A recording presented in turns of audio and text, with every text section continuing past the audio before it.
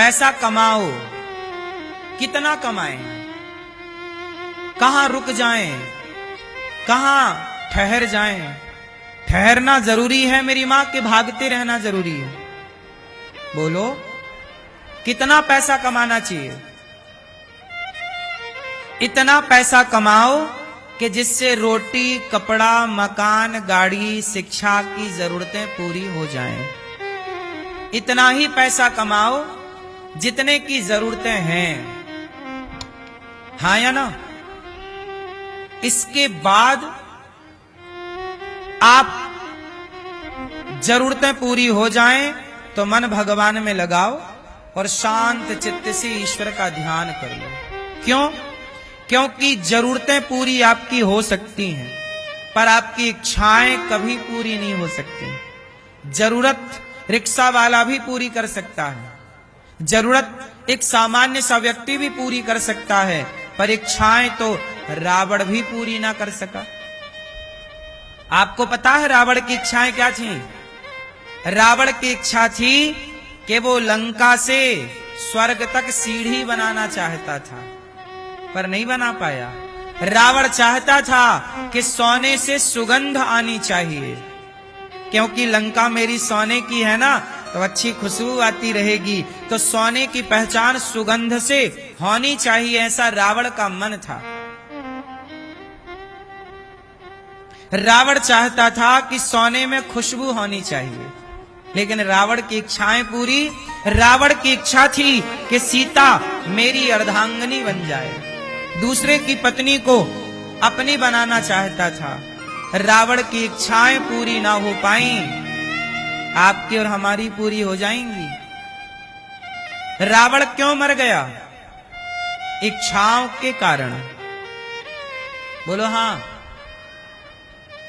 रावण क्यों मरा? रावण की इच्छा ना होती सीता मां को देखने की या चुराने की, तो क्या रावण मरता? नहीं, रावण तो बिल्कुल अमर जैसा ही था। क्यों भैया? रावण अमर जैसा ही था। कौन मार सकता था उसे? गलती कर दी उसने, सीता मां को गलत नजरों से देख लिया। इच्छाएं मार डालती हैं। अच्छा एक बात बताओ, मछली पकड़ने वाला जो मछुआरा होता है, वो एक कांटा लेता है लोहे का, उसमें मांस का टुकड़ा लगाता है और पानी में डाल देता है। छोटी मछली आती है, मछली को लगा मांस है और गप करती है, तो उसके मुंह पे कांटा चुभ जाता है और पकड़ में आ जाती। यदि मछली को इतना ज्यादा खाने का लालच ना होता तो मछली क्यों मारी जाती? बोलो। मछली समुद्र में गहरे पानी में रहे तो काहे मारी जाए? वो उछले पानी में आती है ऊपर कुछ खाने पीने के लिए, वो मारी जाती है। यदि इच्छाएं ना हो तो व्यक्ति कभी परेशान नहीं हो सकता। आपको परेशान कौन करता है?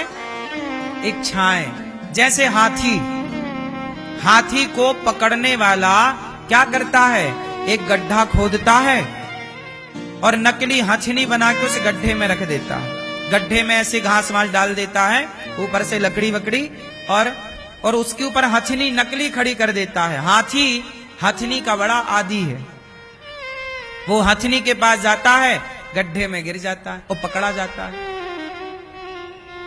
हाथी स्पर्श करना चाहता है हथनी को, इसके इच्छाएं हैं, इच्छा के कारण पकड़ा गया।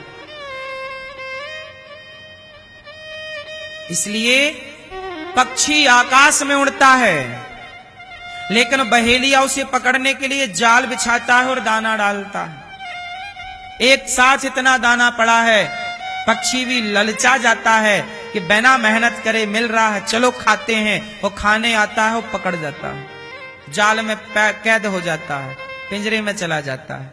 पक्षी की इच्छा ना होती, तू उड़ने वाला था, तुझे इतने टाइम से पता नहीं चला कि दाना कैसे मिलता है। लालच, इसलिए कहते हैं मक्खी गुड़ में गड़ी रहे, पंख रहे लिपटाए, हाथ मलहे और सिर धोने, लालच बुरी बलाए। यदि व्यक्ति मारा जाता है लालच के कारण। इसलिए कहता हूं जिंदगी जीनी चाहिए, जरूरतें पूरी कर लो, पर अधिक लालच ना करो, क्योंकि ये लालच आपको केवल दुख देगा, कष्ट देगा, परेशानियां देगा। इच्छाएं तंग करती हैं, परेशान करती। सच बताओ, आपको परेशान कौन करता है? कौन करता है? इच्छाएं। यदि आपके अंदर कोई इच्छा ना हो तो बताइए आप कहां परेशान हैं?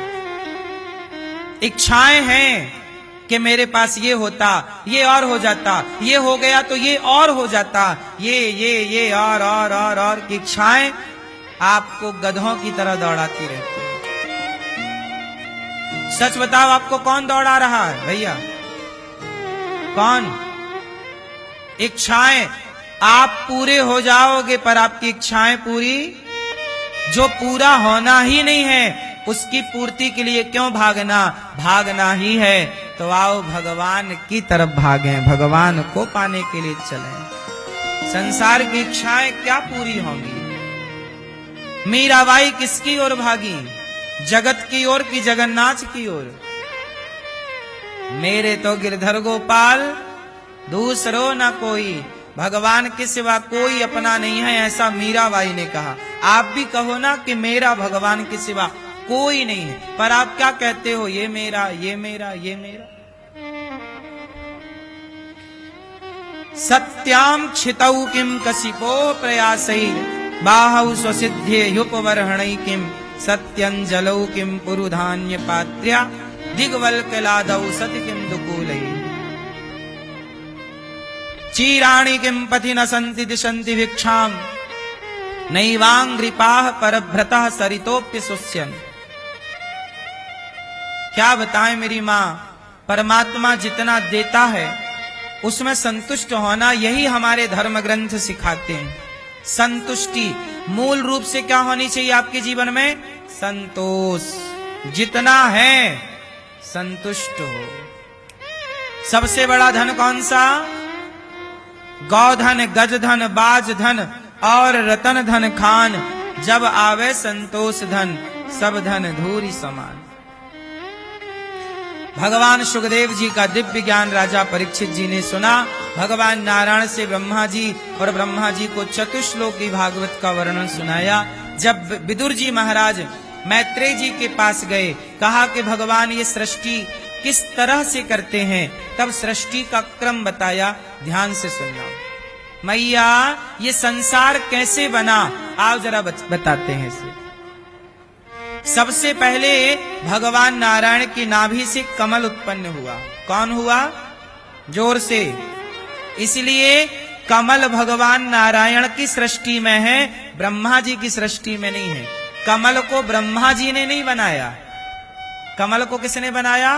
भगवान नारायण ने बनाया। इसलिए जब भगवान प्रकट होते हैं तो हाथ में कमल लेकर के प्रकट होते हैं, क्योंकि कमल ब्रह्मा जी की सृष्टि नहीं है।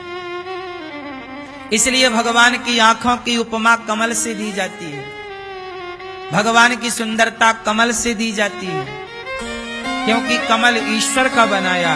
कमल में ब्रह्मा जी प्रकट हुए और ब्रह्मा जी से कहा सृष्टि करो, तो ब्रह्मा जी ने ऋषियों को प्रकट किया।